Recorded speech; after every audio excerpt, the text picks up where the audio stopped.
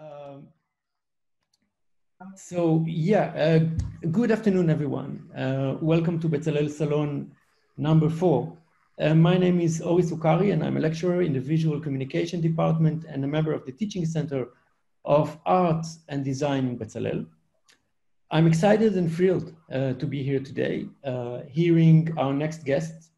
But before introducing him, I wish to thank several remarkable people who, without their assistance and support, none of this would have been possible. So I wish to thank Moran Zarchi, Ori Yekutiel, Barak Pellman, Liat Briggs Edgar, and Merav Solomon from the Bצלאל Art and Design Teaching Center. I wish also to thank today to Mr. Yaakov Echt from Education City Organization, which helped us making this possible. So please mute your microphones and we will assist you with that. Press the presenter view button on the top right-hand side. And if you have any questions along the talk today, please write them in the chat. We will try to ask as many of them as time permits. And we don't have much time today, so I hope we will get as much as we can. Hosting this conversation and introducing our next guest with me is architect Barak Pellman from Bצלאל Architecture Department and a member of the Teaching Center. Barak, off you go. Thank you, Ori. So Sugטה Mitra is the emeritus professor at the NIIT University in Rajasthan, India. He retired in 2019 after 13 years as professor of educational technology at Newcastle University in the UK, during which time he spent a year as a visiting professor at MIT Media Lab in Massachusetts, USA. And among many awards, he received the $10 Million Awards in 2013 and the Dwang Mehta Award for Innovation in Information Technology from the government of India in 2013. Thank you, Mr. Mitra, for being with us this evening. We are truly honored. Where are you at the moment? I am actually in Calcutta in India, so I'm about 2.5 hours, I think, ahead of you. Right. So I thought to starting this meeting by asking you to introduce the SOUL approach, what we call the self-organization learning environment, and maybe a few words on its practical applications. Yeah, well, SOUL, S-O-L-E, it stands for Self-Organized Learning Environment. And it is actually a very simple idea. The idea is taken from life in the sense that these days, because of the smartphones and because of the internet, if you have a question, or if there's something that you're deciding, maybe you're sitting in a restaurant or somewhere and there are 3 or 4 of you and you're talking about something. Have you realized that almost no one nowadays, almost no one says, I don't know to anything. Before, earlier you might have said, I don't know. Now what you do is you take out your phone and you first take a look.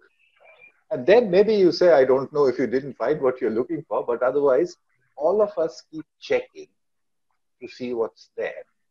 And then we put all this together and form some kind of an opinion or a decision. I saw this first with children, which I will talk about later. But to come back to what a soul is that if you convert whatever it is that you're trying to learn, or you're trying to make, or create, or whatever it is, if you convert that into a question instead of a task, if you make it into a question, and then if you take a group of people and you try to answer that question all together, then what happens is that the group starts to self-organize. And what comes out is bigger than any particular individual inside the group. It's like a beehive, the beehive that bees make. And if you take an individual bee, it doesn't know anything about making a beehive, or making a hexagon or anything. But if you take 10,000 of them, then together they can build a beehive.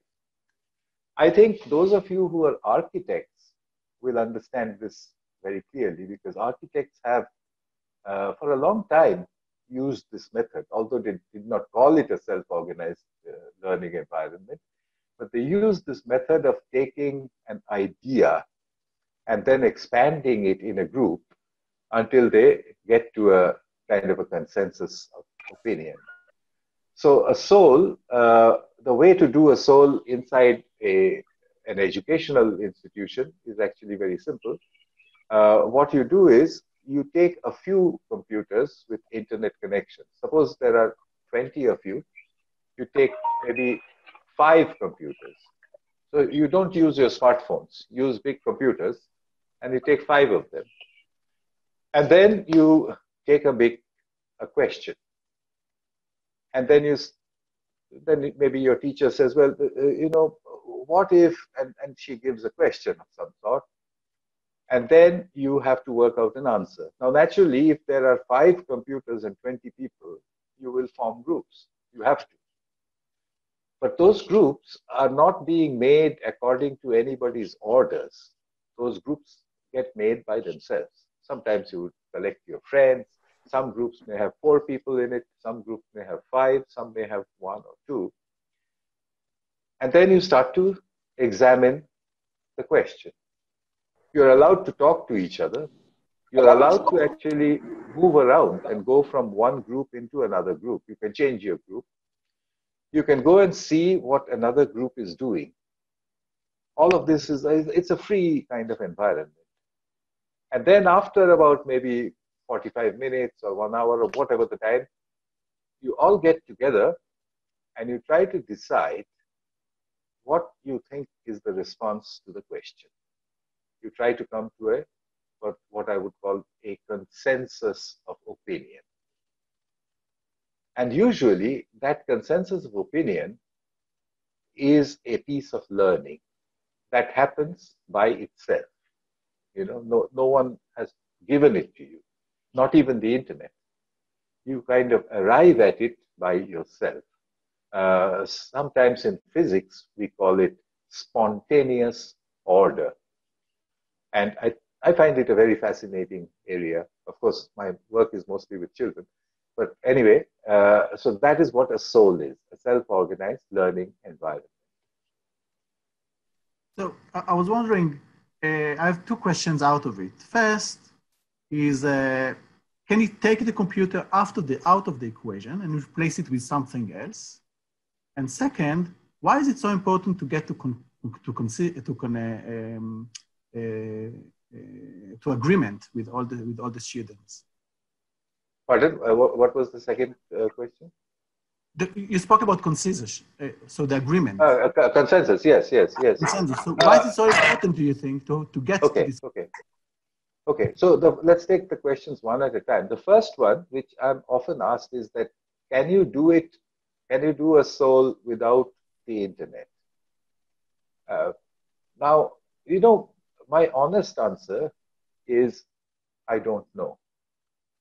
Because to me, a self-organized learning environment has the internet as an integral part of it. It's the place where you look. Now, you might say, but can't I do that in a library? Maybe you can.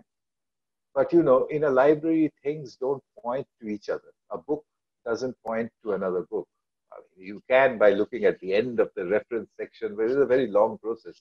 Whereas on the internet, anything that you read has links and you can just jump from one place to another.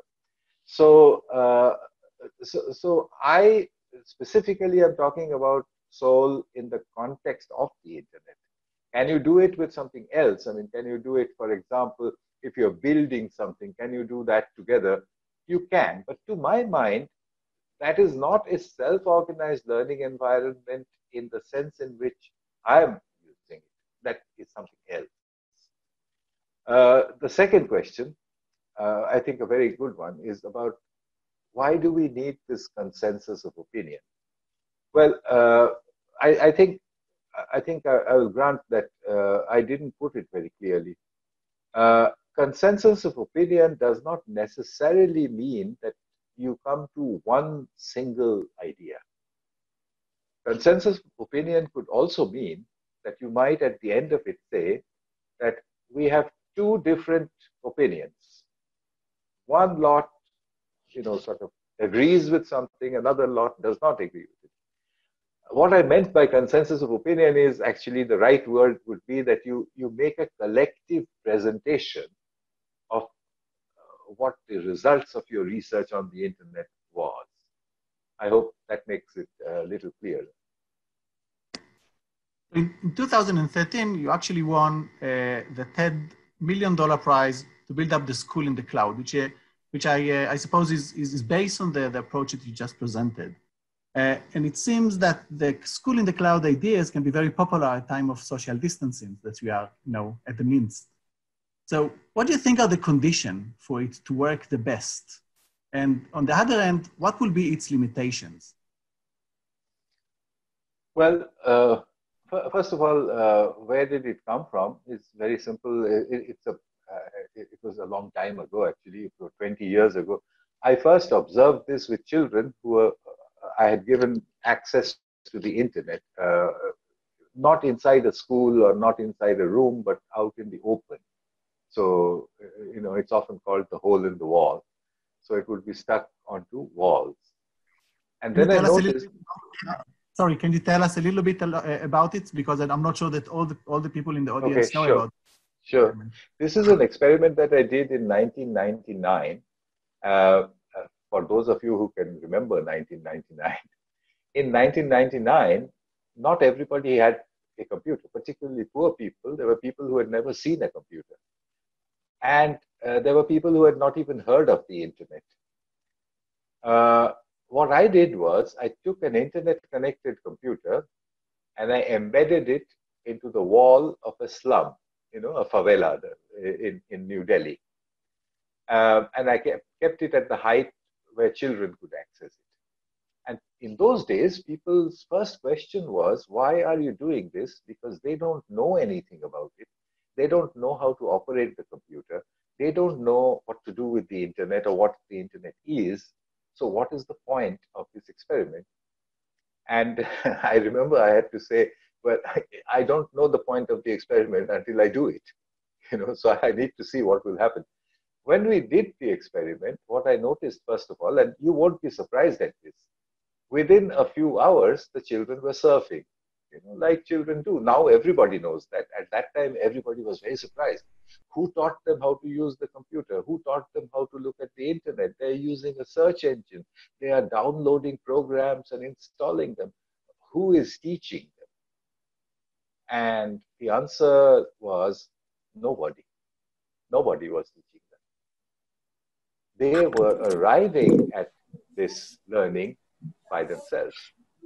So this was the 20-year-old hole in the wall experiment from where I learned this idea that children can self-organize to actually tackle a problem and solve it, or to create something and present it to others, or to help each other. But they do it under some specific conditions. First of all, it must not be supervised. And people back 20 years ago were not at all happy with that sentence. What do you mean not supervised? Leave them alone with the internet? And I said, I'm not leaving them alone. They are with each other. I'm leaving them with each other. And when children work in groups, and I think almost anyone works in groups, when you work in a group in a public space, then you tend to control there is social control, which makes it not necessary to have any supervision. So anyway, children could do all this without supervision. That was called the hole in the wall experiment. What also worked at that time was that when they're doing all this, then you may not be supervising, but if you were to every now and then tell them, admire them, if you were to say, wow, that's fantastic, how did you do that? Then they tend to do even more. So encouragement is an important factor. So when you take this self-organization and encouragement and put them both together, you get a learning environment which is very different from the regular learning environments that we have, which is, classrooms and desks and chairs and lectures. So I gave it a name. I called it the school in the cloud. So the school in the cloud is basically a self-organized learning environment that is set up in a place which is publicly visible from everywhere. It can be inside a school or a university or whatever, but you should be able to see from outside what is happening inside. Okay, that's very important because remember, there is no supervision. And then you need an occasional encouragement. So the teacher doesn't come in and say, oh, that you haven't got that right, or this is the way to do it. He doesn't say any of that. What he says instead is, that's very nice.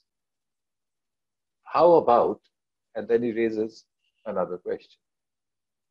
And then he goes and then comes back again. So that is the spirit in which the school in the cloud operates. So when I got the TED Prize in 2013, I built 7 of these for children.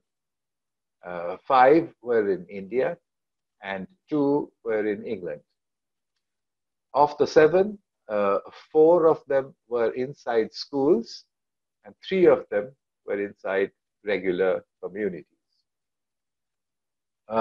What happened, and all of this is actually described in a book that I wrote quite recently called The School in the Cloud. What happened was that children would rapidly learn, but not according to any curriculum, because there is no curriculum, but according to the questions which their teacher or whoever it is poses on them. So this kind of unstructured learning became quite popular with teachers, because teachers said, oh, okay, so instead of teaching something, I can convert that into a question. And then see if the child or if the students can actually answer that question by themselves. If they can answer it by themselves, then I don't need to teach, I don't need to lecture. So teachers got the idea and started practicing it all over the world. But the bad news is the communities did not understand. The 3 or 4 different poor communities in which I had built these schools in the cloud could not support them, and they closed down. Mainly because the community said, well, what are they doing inside? I mean, they're only playing games all the time. This is not how learning should be. Where is the teacher? Who is teaching them? And I, of course, tried to explain, but it's too difficult for the parent to understand that education can be so different from the way in which they themselves were educated. So the conclusion was that eventually the school in the cloud, which are inside schools, inside institutions, they work fine. My idea that you can make them inside communities was wrong. That doesn't work. I see. So they are still operational, and people are also building their own schools in the cloud almost all over the world. I see people are starting to post questions, and I think one very interesting one who's been posted by Edith Shahar, and I will read it. Dear Mr. Mitra, how does the idea of soul deal with the misinformation of the internet? And I'm not referring to errors here and there, but to well-structured information retail in order to deceive by linking to other incorrect information, like spider web. Right. This is obviously a very serious question, and it is often asked to me. But the answer is also a little funny, maybe. I'll tell you why. Exactly similar kind of disinformation is possible inside a library. If you were to release a group of learners inside a library to find out this, and if the library was big enough, they could find all kinds of points of view. What we are calling disinformation is more often than not a different point of view, which everybody does not agree with. That's one point. The other, which is even more serious, is if the same thing is being taught in universities all around the world, say something in sociology, don't you think that teachers in different institutions will be providing completely different ideologies to the learners in any case? So when a teacher does this, the learner actually does not have the independence to break out of it. Whereas when you get contradictory opinions in a soul, children will argue with each other and often come to the decision that one thing is right and one thing is wrong. I have done experiments where I've purposely given them questions to which there can be multiple answers, and then seen what they would do. And they would say, oh, there are 2 ways of doing this. And I would say, no, I don't care. There may be 3 ways of doing it, but you tell me which is the way you like, which is the way you think is correct. And after intense discussion, they would actually come to some kind of a decision on this. So yes, you can get led astray by the internet. You can get into, a wrong kind of direction if you don't know how to detect misinformation on the internet, which, many of us often fall into this trap. All I'm saying is that this trap of misinformation is not only on the internet. It is there everywhere. It is built into the structure of society. It's one of the reasons why we have so much trouble in the world, is because of these different points of view, with each side saying that the other side is wrong. So I don't know if this is a good answer for you, but it doesn't worry me as long as the learners can see both sides of the picture. I think relating to those different approaches and different point of views, we have another question posted by Alon Ashkenazi. And he asks, are there any experiments where the social factor of the self-organization learning environment happens online? So I guess it means that into account, and how? Yeah, what did you understand from that question? Can you? Okay, so again, are there any experiments where the social factor, so the focus on the social factor of the self-organization learning environment happens online? Okay. This question came up quite recently because of the virus and because of the fact that people were in isolation. Teachers were asking me that, okay, I can't get the students to come together. So can I do a SOL where the children are sitting in their individual houses or places? And I did a few trial SOLs. So I know a little bit about it. First of all, it works, but it doesn't work the same way as it would in a physical environment. Much as I'm speaking to you over the internet, and I'm sure you would agree that it's fine, but it's not the same as if I was sitting in front of you and talking. There's a difference. Okay, I'm not saying good or bad. There are good things on both sides, bad things on both sides, but it's different. So a SOL done over the internet is different from a SOL done in real life. But this medium that we are using, Zoom, makes it possible to create separate breakout rooms. So what I did was I would take children, I would pose a question, then I would say, 4 or 5 of you go into different breakout rooms, and I would make 4 or 5 of those rooms, and then they would discuss, and then they would come back, and then we would proceed. So yes, the quick answer is it is possible. So I think, but this stresses the importance of the question itself. So Galit Werner asked, how a teacher can form an effective question in order to facilitate the process of SOL? That is a very individual art. It's not a science, it's an art. The ability to build a question. I'll give you an example. Let's take a subject which children or most learners generally find boring. I will give you the example of trigonometry. So, people who have learned trigonometry, when you first learned it as a child, at that time, it wouldn't have been terribly interesting.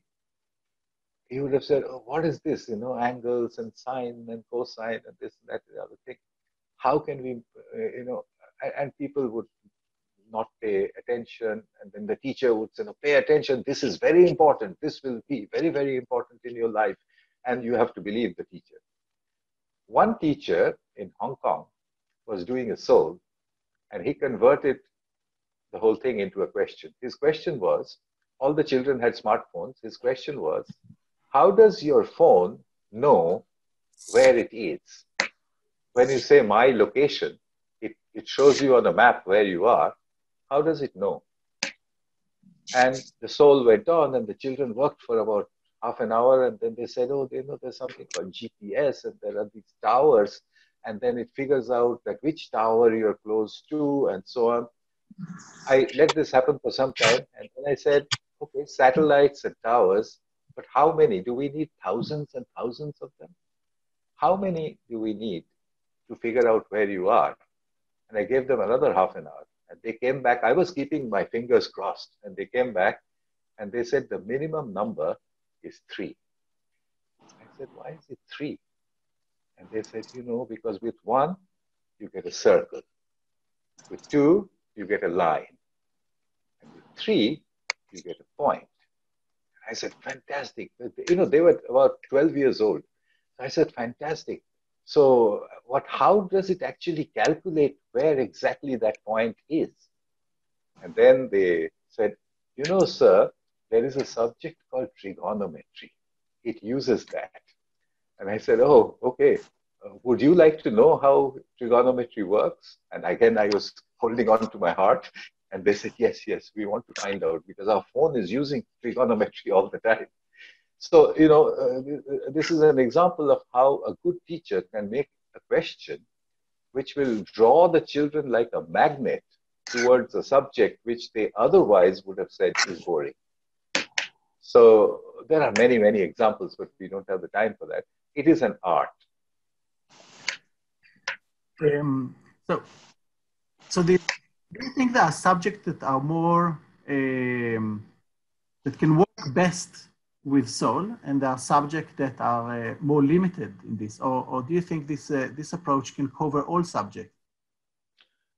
I mean, without actually trying every subject, it's hard to give an answer, but my offhand answer is that it works. It works fine, depending on how you structure the soul, how you drive the soul. Basically, what kind of question do you use for driving the soul? So I have seen teachers do science, mathematics very, very easily, very accurately, because, it's easy enough to make a question to say, why does everything fall down, for example, that sort of thing. Then I've seen teachers who would do it with poetry and with art. I'll give you one simple example. In a class, I was conducting this. It was on art, and I don't know much about art. So I was trying to illustrate to the teacher that the teacher in a soul doesn't need to necessarily know the subject. So I went inside and I said, have you seen these paintings of the old European masters? And sometimes they will show a person who is crying, and the teardrop will look as though it is actually sticking out of the paper. In fact, you feel as though if you touch it, it will be wet. How do they get to draw a teardrop like that? And they're just using paint on canvas. So that was the soul I did, and they came up with the entire technique of how three-dimensional objects come in, and they gave me some facts which I didn't know, that among the first people who actually developed this technique was the French artist called Cézanne. And Cézanne had used light and shade to create 3 dimensions. I had never thought of it. So, this was one of those souls where I had no hesitation in saying to the children, this is fantastic. I had no idea that this is how it's done. So it can be used in art. It can be used in design very, very easily, very easily. All you have to do is step back. You step back. For example, architects, and many of my friends are architects because architects like this method very much. What you do is you step back and you say, let's say that you're designing a public building or something. And you step back and say, but why do I need a building? Can't I do without a building? And then obviously everybody's going to laugh and say, so how can you do it? What happens if it rains? And then you say, well, I mean, why couldn't I build a building that looks like an umbrella, a big umbrella? And then, you know what I mean? So you go through a series of questions which steps back and back to your very basics of why you are doing this in the first place. Most learners really like this idea because, they go crazy with the possibilities, as opposed to if you took an architecture class and if you say, please find out how to design a cantilever span bridge. Now, that's not a good soul question. I would say instead, if there is a small river and one side is very damp and muddy and the other side is rocky, what's the best kind of bridge that we can build? And leave it there, instead of saying, what is a cantilever bridge? So it's, as I said, it's a bit of an art, but yes, it can be applied to almost anything. I mean, as far as I know, it can be applied to anything at all. Right. It seems like now you've bridged the gap that you've been talked about earlier between the curriculum and the soul. Because earlier you mentioned that soul is very difficult with structured curriculum. But it seems like the art of composing a right question can bridge this gap. But do you think it's possible in a way? I think so. In fact, I made an attempt. And for those of you who use the internet regularly, on my Facebook page, the most recent post has an article. It's rather long. It's about 20 pages long. But over there, I've taken this whole idea of how do we build a curriculum. And I'll give you just the flavor of it. Let's see if you agree with this. I'm starting with saying that the purpose of education is so that you can live a happy, healthy, and useful life. Just three factors: happy, healthy, useful. Then you can go, so I mean, okay, so this is the purpose. So if that is the purpose, then whether you're an architect or whether you're an engineer or whatever it is, but you've got to be happy, healthy, useful. So what does happy mean? Okay, and I know that I have a lot of design students, so I will leave you with this question: what's a happy designer? All right. Then you go to, what does healthy mean? What parameters decide health? What do we mean by it? And then finally, the most difficult is useful. If I am going to design, if I'm going to be a designer, how can I be a useful designer? Somebody whose work is of use to other people. If you put, so then you get to one more level, and then you break it down to one more and one more. And I tried doing that in my 20-page article, and I tried to build an entire school curriculum. And if you take a look at it, it goes into some very strange places.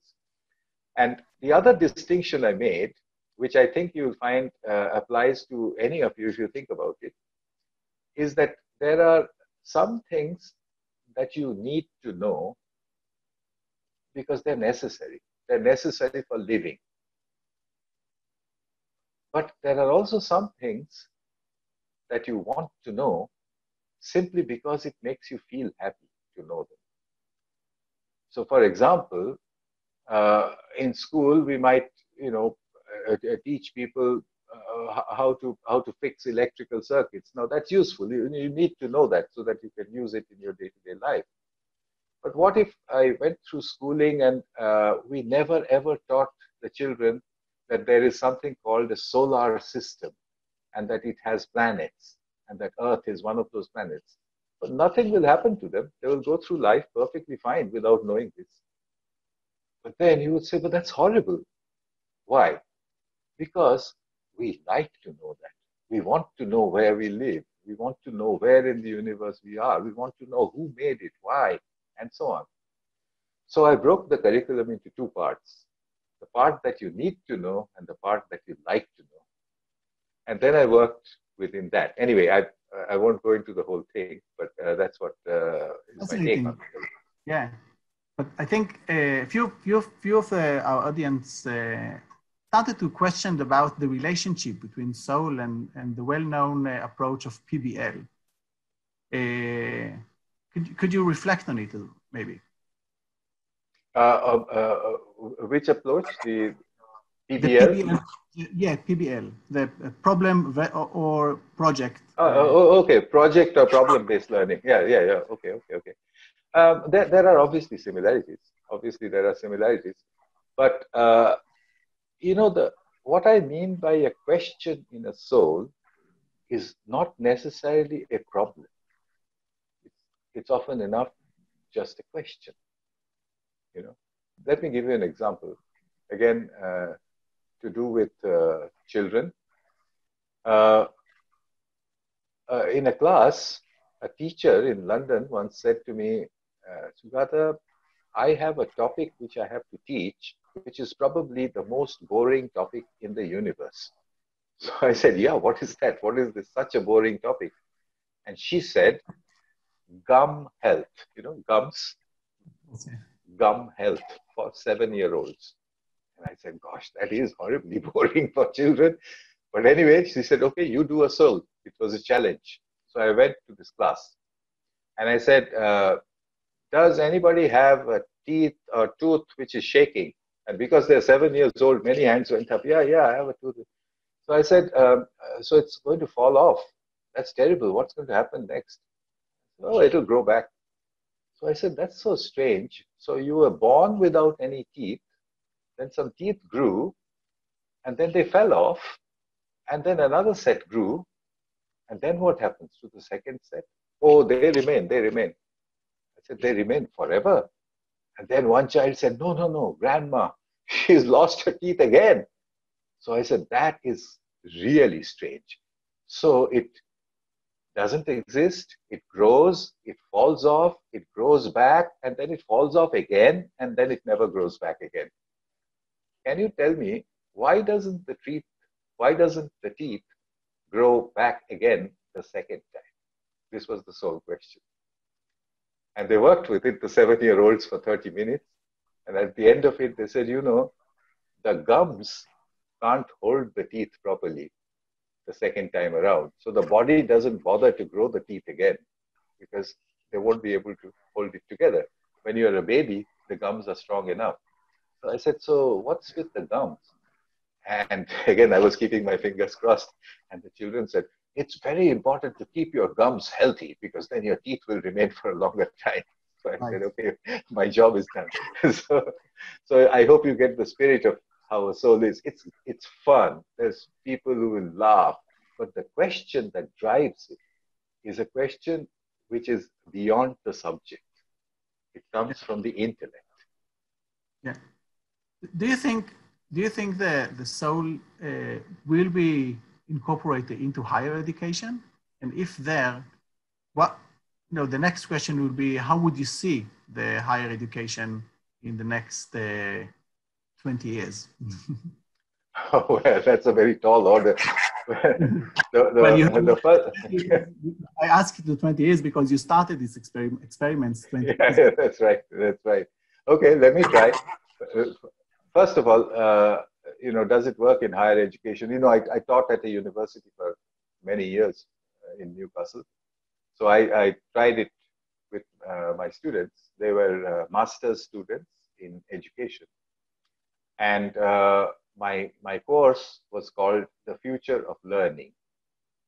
So I would start the course and I would say, well, if I'm going to talk about self-organized learning, how can I give you a lecture on it? You should find out for yourself. So they did that. It worked fine. At the end of it, I asked them, so what do you think of this as the method? And you know what one of the students said was a very wise comment. She said, why are they paying you in that case? So I said, what? Then they said, if we can do it ourselves, if we can figure it out ourselves, why do we need you? And that, I think, becomes the central question inside the university today.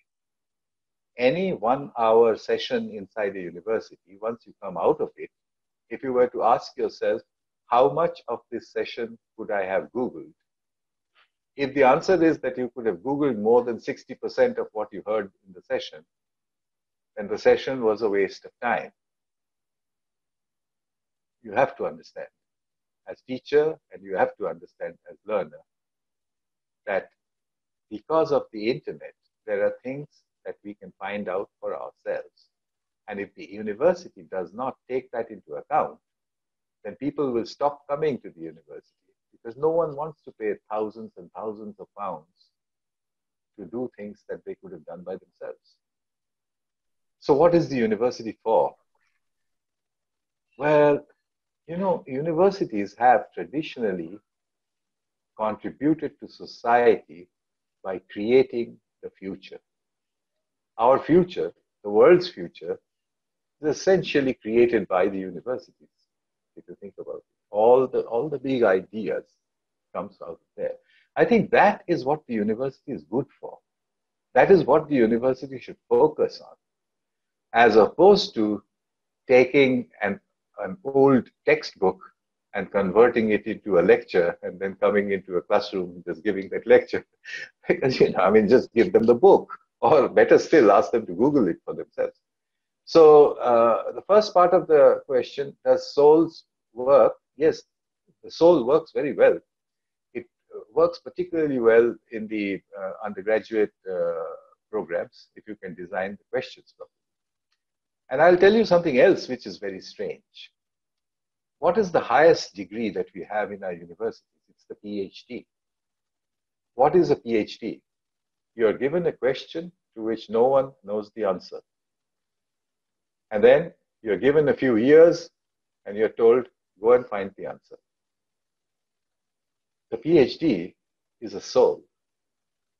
So at the top of our education system is sitting a soul.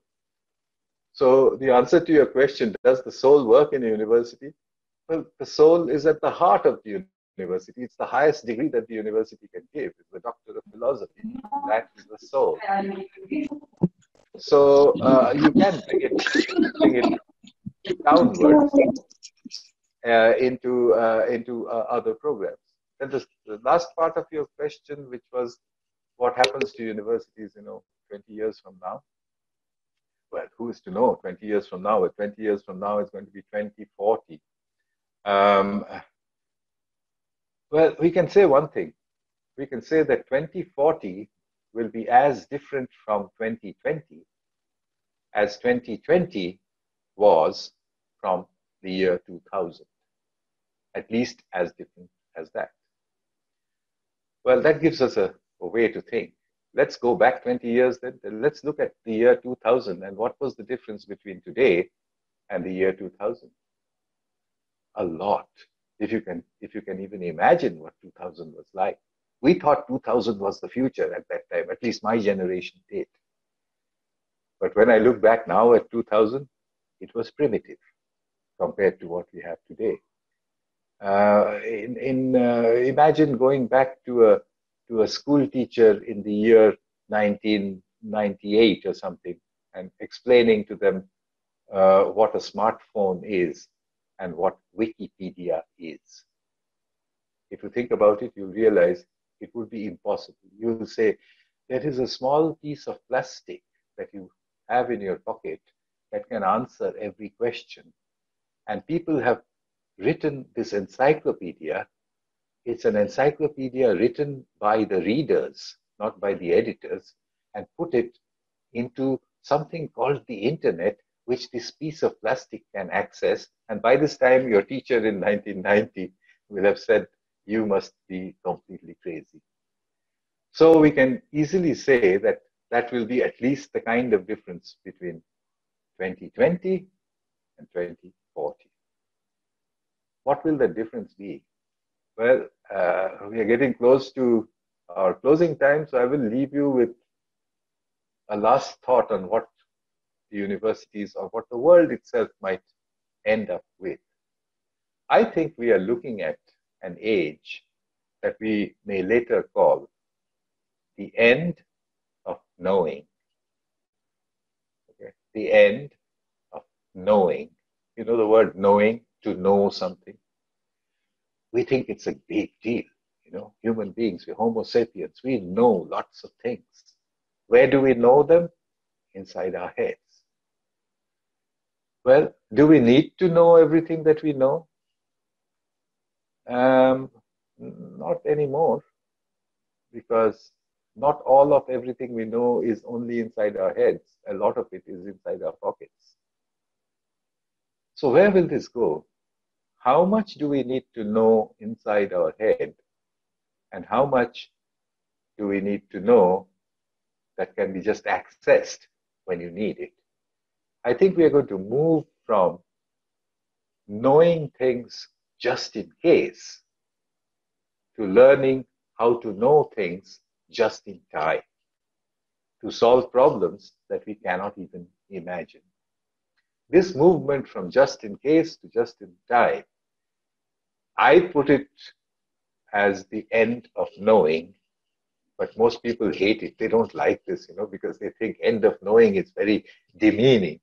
But believe me, it is not.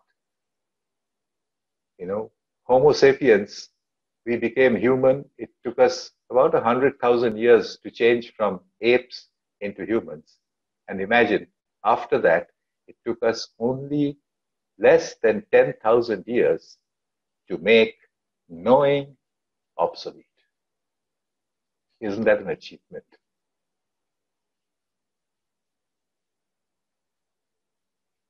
Sorry, I can't.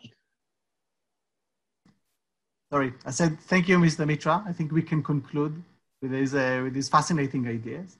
I want to thank you for your generous, educated answers and passions, and it's been a real treat. Thank you. Thank you for having me. It's always a pleasure to speak to Israel, one of the most intelligent countries and the most intelligent people in the world. You know, it's such an honor. Thank you very much, Mr. Mitra. We will open everybody's mics now for giving you a good clap for your talk. So thank you very much. Thank you. Thank you. Thank you very much.